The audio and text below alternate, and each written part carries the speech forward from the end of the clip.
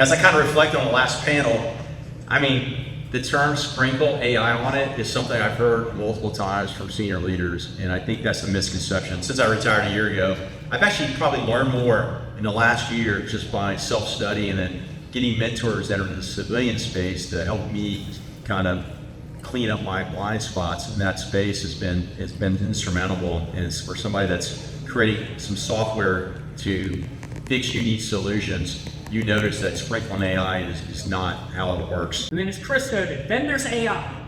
Everybody wants a magic button that makes decisions for them, but few want to do the hard work of making it relevant to war. AI in business predicts consumers. AI in combat must anticipate an adversary who lies, adapts, and then fights back. Until we build the architecture, the data, and the trust that reflect that reality, we're not dealing artificial intelligence. At best, we're dealing with artificial competence. So when we talk about autonomy but skip the hard work of accountability, we're training models that don't train the leaders to ask the right questions of those models.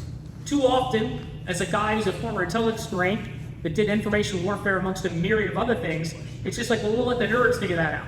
If you've delegated that responsibility to somebody else as a commander, you failed in your first obligation to your troops. And that's where leadership has to be in this. Machines can process, but they can't really prioritize in a fundamentally human endeavor of combat. That all still belongs to us.